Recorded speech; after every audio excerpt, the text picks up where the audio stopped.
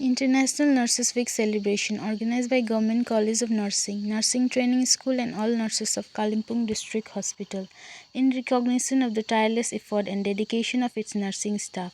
The celebration culminates on May 12th, observed globally as International Nurses Day. This year, the observation is centered around the theme for caring for nurses strengthens economies. In line with this, Kalimpong District Hospital is focusing its celebration entirely on health awareness activities, emphasizing the vital role nurses play not only in patient care but also in educating the public and promoting preventing health. Throughout the week, the nursing staff is actively conducting health education sessions, awareness campaign, and interactive discussion aimed at empowering the community with knowledge about hygiene, disease prevention, and healthy living practices. This initiative reflects the hospital's commitment to community-based care and highlight nurses as key advocates in strengthening public health system. By celebrating Nurses Week in this meaningful way, Kalimpong District Hospital pay heartfelt tribute to the compassion, resilience, and professionalism of its nurses, true pillars of healthcare system.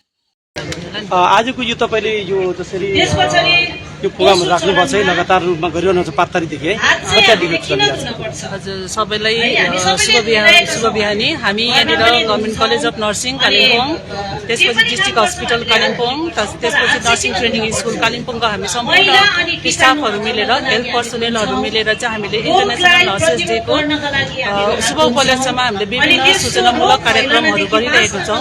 यो चाहिँ जनहितको लागि हामीले सम्पूर्ण कार्यक्रमहरू गरिरहेका छौँ। 5 तारिक हामीले यहाँनिर ड्रग बाइट र त्यसपछि वार्डहरूमा डिफ्रेन्ट वार्डहरूमा आमा र नानीको विषय लिएर र पिपी युनिटहरूमा हामीले गर्भवती आमाहरूको विषय लिएर धेरै प्रोग्रामहरू गर्यौँ।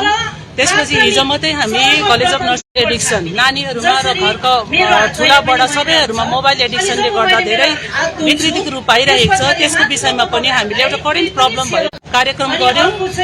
हस्पिटलको आउटडोर कम्प्लेक्समा हामीले प्रोग्रामहरू गरिरहेका छौँ र यसरी नै हाम्रो प्रोग्राम कन्टिन्यू भएर जानेछ। आज हाम्रो ब्लड डोनेसन क्याम्प पनि छ।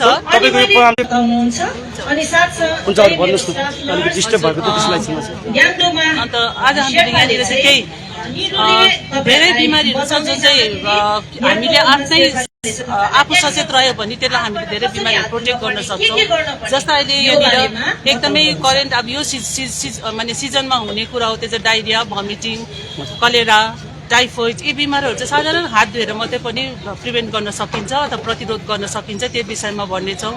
त्यसरी नै आज हामी ब्लड डोनेसन क्याम्प अर्गनाइज गरिरहेका छौँ र आज अहिले ब्लड ब्याङ्कमा हामी ब्लड दिनेछौँ। नर्सेसहरू मिलेर सबै हाम्रो स्टुडेन्ट नर्स, स्टाफ नर्स र टिचरहरू सबै मिलेर ब्लड डोनेसन काम दिनेछौँ र पर्सिको दिन फेरि यस्तै सर्जिकल वार्डमा हाम्रो प्रोग्रामहरू छ। अन्त 12 तारिक चाहिँ लास्टमा गएर हामी यहाँ टाउन हलमा एउटा बृहत प्रोग्राम गर्नेछौँ। त्यसमा हाम्रो सिनियर सिस्टरहरू हुनेछन्, सबै हेल्थ पर्सनेलहरू हुनेछ। प्लस हामी त्यहाँनिर चाहिँ हाम्रो 2 वर्षको अलरेडी कलेज अफ नर्सिङको 2 वर्षको ग्रेजुएट भइसकेको छ पास आउट स्टुडेन्टहरूलाई पनि हामी ग्रेजुएसन सेरेमनी गर्नेछौँ। त्यो दिन चाहिँ हाम्रो एउटा फाइनल प्रोग्राम छ। अन्तिममा जति पनि यो च्यानल हेरेर बस्ने स्वदेश तथा विदेशमा हाम्रो जो पनि हुनुहुन्छ है यो विषयमा अलिकति है अरू के थप के भन्न चाहनुहुन्छ? हजुर मेन चाहिँ नर्सेस डेको यो वर्षको हाम्रो जुन चाहिँ थिम छ caring for nurses and strengthening the economics भन्ने एउटा थिम जुन चाहिँ इन्टरनेसनल काउन्सिल अफ नर्सिङले दिएको एउटा थिम छ।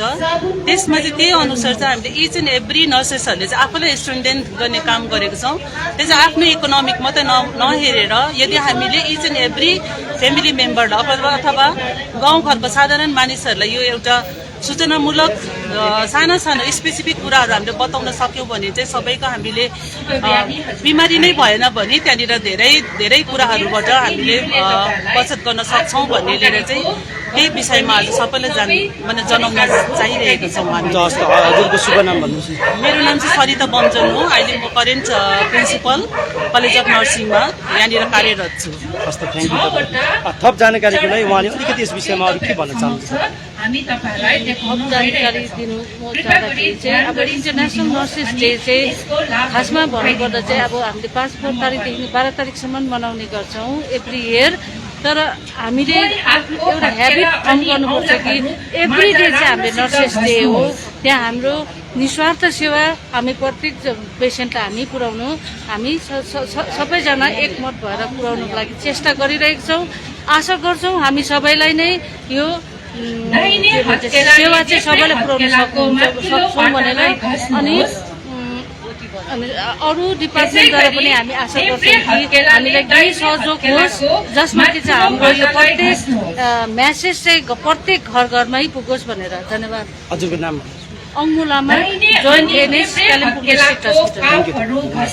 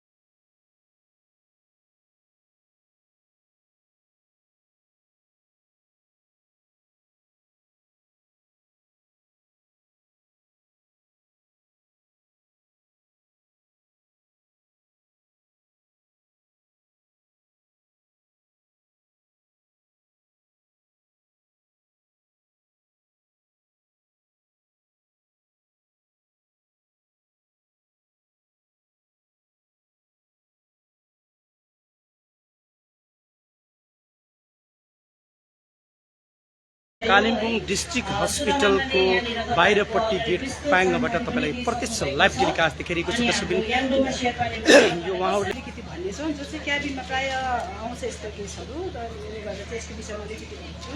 प्यालिएटिभ केयर भन्नाले चाहिँ हामीले चाहिँ के हो भन्दाखेरि चाहिँ अब प्यालिएटिभ केयर के हो भन्दाखेरि चाहिँ यो चाहिँ एउटा स्पेसल मेडिकल केयर हो, चाहिँ स्पेसल मेडिकल केयर हो जो चाहिँ एकदमै सिरियस बिमारी, जस्तै सिरियस बिमारीहरूलाई चाहिँ हामीले के छ जस्तै एउटा क्यान्सर, त्यसबाहेक अरू थुप्रै छ, त्यसलाई चाहिँ हामीले केयर गर्नु स्पेसल हो। तिनीहरूलाई चाहिँ के भन्दाखेरि बेटर उनीहरूको के को लागि भन्दा चाहिँ improvement of the quality life, उनीहरूको बेटर उनीहरूको रिलिभिङ पेन, उनीहरूको पेन पुरा हुन्छ, पेनफुल उनीहरूको चाहिँ त्यो रिलिभ गर्नु, इम्प्रुभमेन्ट उनीहरूको बेटर लाइफ गर्नुको लागि चाहिँ दिनुको लागि चाहिँ हामीले एउटा त्यसलाई चाहिँ भन्छ प्यालिएटिभ केयर। प्यालिएटिभ केयरमा चाहिँ हामीले स्कुलदेखि लिएर सबै यहाँहरू आज सबै यो प्रोग्राममा उहाँहरू यसरी भेला भएर सबैलाई सबै मानिसहरूलाई एउटा चेतना हासिल भन्नुलाई सिक्ने एउटा यहाँको हरेक कुराहरू उहाँले बुझाएर एउटा नर्मल हिसाबले बुझाएर यहाँ सिक्ने तरिकाहरू सिकाउने त्यो हात धुने तरिकाहरू धेरै कुराहरू यहाँले सिकाउनु भयो।